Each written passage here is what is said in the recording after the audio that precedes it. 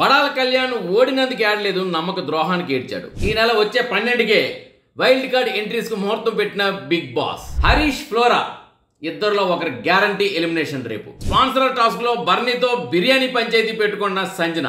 7 గుడ్లు ఒకేసారి లేపేసిన సంజన, అమ్మా నీది కడుపా సముద్రమా? హాయ్, హలో, నమస్తే. నేను మీ ఎస్ఎస్ పట్నాయక్. చూస్తూనే ఉండండి పెమ్స్ టీవీ. షేర్ చేయండి, లైక్ చేయండి, సబ్స్క్రైబ్ చేయండి, గంట సింబల్ కొట్టడం మర్చిపోవద్దు. అడ్వాన్స్డ్ అప్డేట్స్ మీకోసం సిద్ధంగా ఉంచాము. ఇక పడాల కళ్యాణ్ ఓడినందుకు బాధపడలేదండి. రాత్రి ఎపిసోడ్ చూశారు కదండి. పడాల కళ్యాణ్ ఓడినందుకు బాధపడలేదు, నమ్మక ద్రోహానికి బాధపడ్డాడు. ఎందుకంటే పడాల కళ్యాణ్ తన స్నేహితులుగా డెమాన్ పవన్ని, శ్రీజాని, రీతుని తను అనుకున్నాడు. మొత్తానికి ఏంటంటే పడాల కళ్యాణ్ గెలవాలి అనే టాస్క్తో ఎంతో కష్టపడి ఆడాడు. ఇమ్ము కూడా సపోర్ట్ చేశాడు.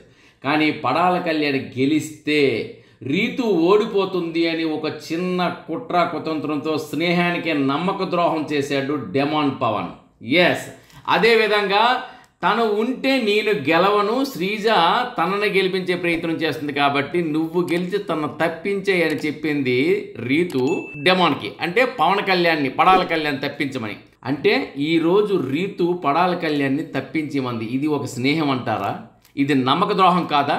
సో పడాల కళ్యాణ్కి నమ్మక ద్రోహం చేసిన డెమాన్ అండ్ రీతు అందుకే ఏడ్చాడు. సో ఇక్కడ చూస్తుంటే నిజంగా నలుగురు ఉన్నారండి. నలుగురు ఎవరంటే కెప్టెన్సీ కంటెస్టెంట్స్. పడాల కళ్యాణ్తో పాటు ఎమాన్యుల్ ఉన్నాడు, రాము ఉన్నాడు, అదేవిధంగా రీతు, నలుగురు ఉన్నారు.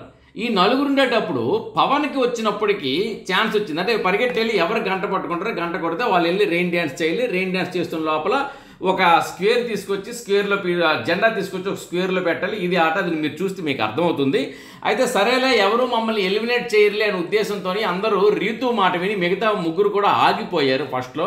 కానీ డెమాన్ పవన్ ఫస్ట్ గంట పట్టుకుని కొట్టి వెళ్ళి రెయిన్ డాన్స్ చేసిన తర్వాత డెమాన్ పవన్ నువ్వు ఎవరిని ఎలిమినేట్ చేస్తావు కెప్టెన్షిప్ టాస్క్ నుండి అనేటప్పుడు అక్కడ నలుగురు ఉన్నారు. రీతు ఉంది, కళ్యాణ్ ఉన్నాడు, అదేవిధంగా రాము ఉన్నారు, ఎమాన్యుల్ ఉన్నారు. అప్పుడు డెమాన్ అనే వ్యక్తి రీతుని గెలిపించాలనే కోణంలో ఉండేటప్పుడు ఓన్లీ పడాల కళ్యాణ్, రీతు ఇద్దరు ఉంటే అప్పుడు నువ్వు ఒక డెసిజన్ తీసుకోవాలి. నువ్వు రీతుని గెలిపించాలని టాస్క్ పెట్టుకో, ఓకే. కానీ మిగతా ఇద్దరు ఉన్నారు కదా, అలాంటప్పుడు నువ్వు మొట్టమొదటిగా రాముని తీసివచ్చు కదా. అంటే రాము కరెక్టే కాదన్ను, ఎమాన్యుల్ తీసివచ్చు కదా. కళ్యాణ్ ఎందుకు తెప్పించావు అంటే కళ్యాణ్ అనే వ్యక్తి ఒక గట్టి కంటెస్టెంట్స్ అవుతాడు. ఎందుకంటే కళ్యాణ్ అనే వ్యక్తి ఒకవేళ ఉన్నట్లయితే శ్రీజ వచ్చి కళ్యాణ్ గెలిపించడం కోసం రీతుని తీసేస్తుంది. అంటే శ్రీజ ఒకవేళ తర్వాత గెలిస్తే, ఒకవేళ అక్కడ కళ్యాణ్ రీతు ఉంటే రీతుని తీసేస్తుంది. కాబట్టి రీతుని తీసికుండా ఉండడం కోసం కళ్యాణ్ లేపిస్తే పోలా.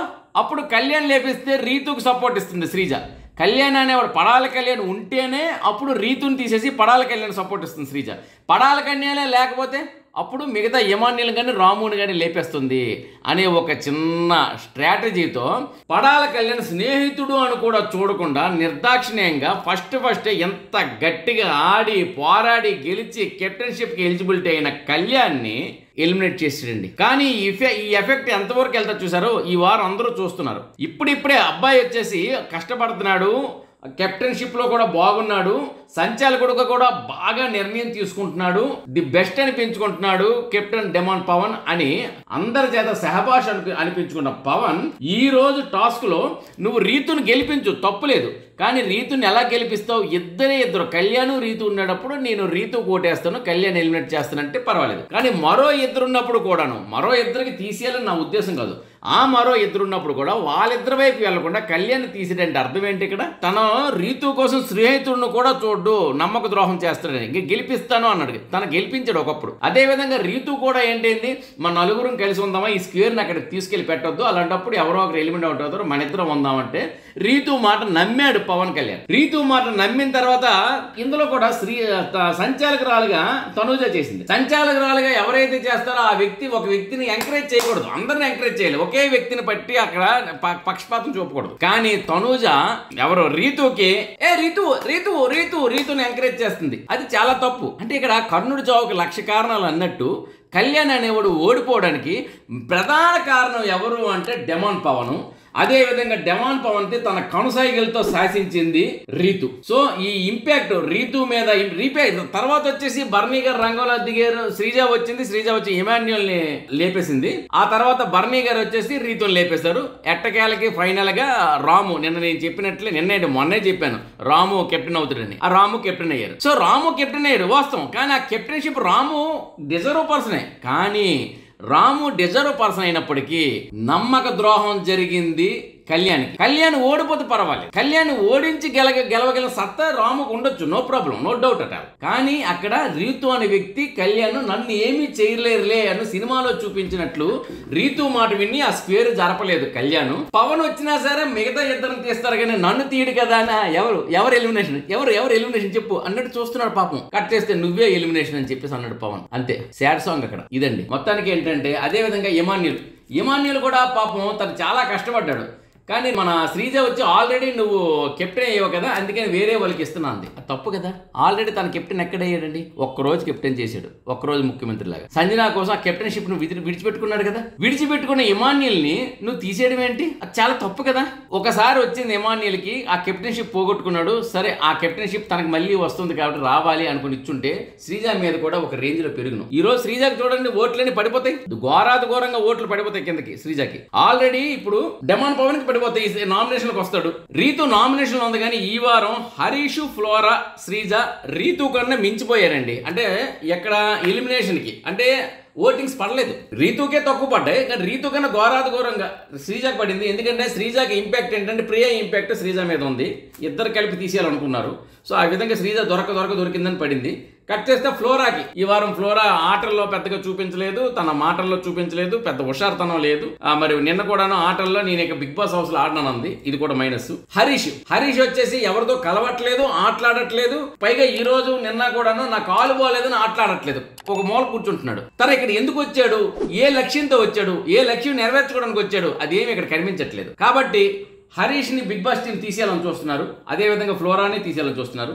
శ్రీజ సేఫ్ జోన్లోకి వస్తుందేమో, రీతు సేఫ్ జోన్లోకి వచ్చింది. సో ఆ విధంగా ఏంటంటే రీతు ఈ హరీష్ ఆడకపోవడం వల్ల, హరీష్ కలవకపోవడం వల్ల, శ్రీజ కాస్త వాయిస్ పెరగడం వల్ల, అదేవిధంగా మన ఫ్లోరా యాక్టివ్గా ఉండకపోవడం వల్ల రీతు అనే ఆమె బతుకుతుంది. అంటే ఎలిమినేషన్ తప్పించుకుంది. లేదంటే రీతు ఫస్ట్ ఉండాలి, కానీ ఈ వారం మాత్రం రీతు ఫస్ట్ లో లేదు. హరీష్, ఫ్లోరా, శ్రీజ ఈ ముగ్గురు ఉన్నారు. ఇప్పుడే చూస్తుంటే ఆ ఓటింగ్స్ అన్ని చూస్తుంటే ఇంకా బిగ్ బాస్ టీం మీరు ఇక్కడ రెడీ చేసుకోవచ్చు. హరీష్ ది, ఫ్లోరాది వీడియో రెడీ చేసుకోవచ్చు. మీరు ఇంకా ఇద్దరు రెడీ చేసుకోండి. ఇద్దరులో ఎవరో ఒకరు గ్యారంటీకి వెళ్ళిపోతారు. అది రేపు నాగార్జున గారితో వీళ్ళిద్దరు మాట్లాడే విధానం బట్టి ఉంటుంది. డెఫినెట్ గా అగ్రెసివ్ గా హరీష్ మాట్లాడినట్లయితే హరీష్ వేరే ఫస్ట్ ఉంటది. లేదు ఏమాత్రం ఉన్నట్లయితే ఎక్కడైనా సాఫ్ట్ కార్నర్ లో ఇంకొక వారం నీకు ఛాన్స్ ఇస్తాను హరీష్, నువ్వు దేనికి వచ్చావు ఇక్కడికి ఆడడానికే కదా, నువ్వు ఆట ఆడట్లేదు, ఎవరితో కలవట్లేదు, ఇంకొకసారి ఛాన్స్ ఇస్తాను నాగార్జున గారు అంటే హరీష్ ఉంటాడు.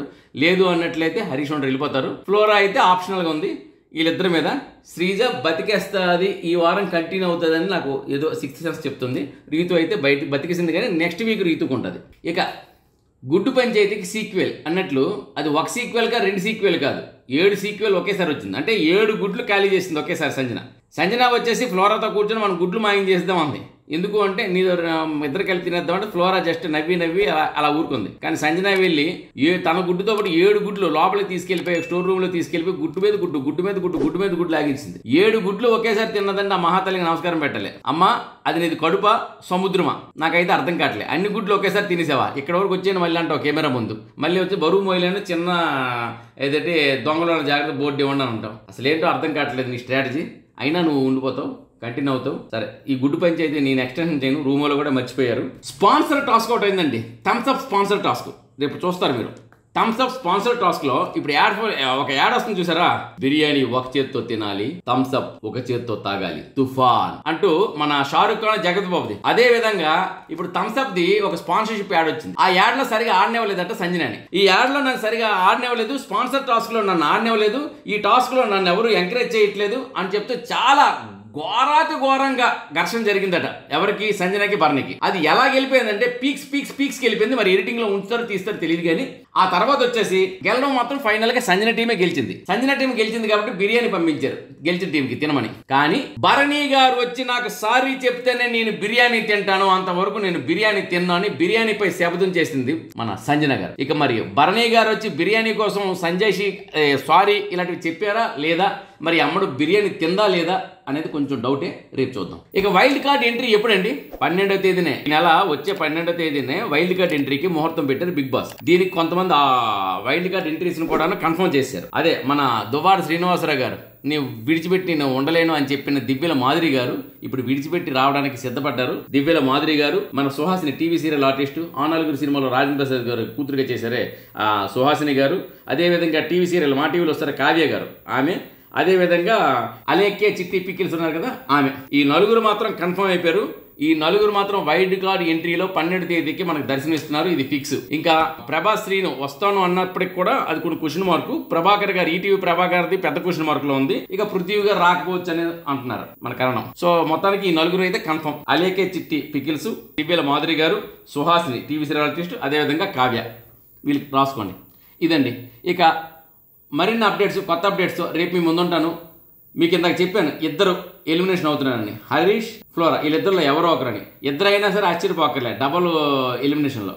కానీ ఇద్దరిలో ఎవరో ఒకరు కంపల్సరీ అవుతున్నారు. ఆ ఇద్దరిలో ఎవరు కంపల్సరీగా అవుతున్నారు, ఎల్లుండి ఎవరు వెళ్ళిపోతున్నారు అనేది రేపే నేను మీకు చెప్తాను. చూస్తూనే ఉండండి పెమ్స్ టీవీ. షేర్ చేయండి, లైక్ చేయండి, సబ్స్క్రైబ్ చేయండి, గంట సింబల్ని గట్టిగా కొట్టండి. నమస్తే.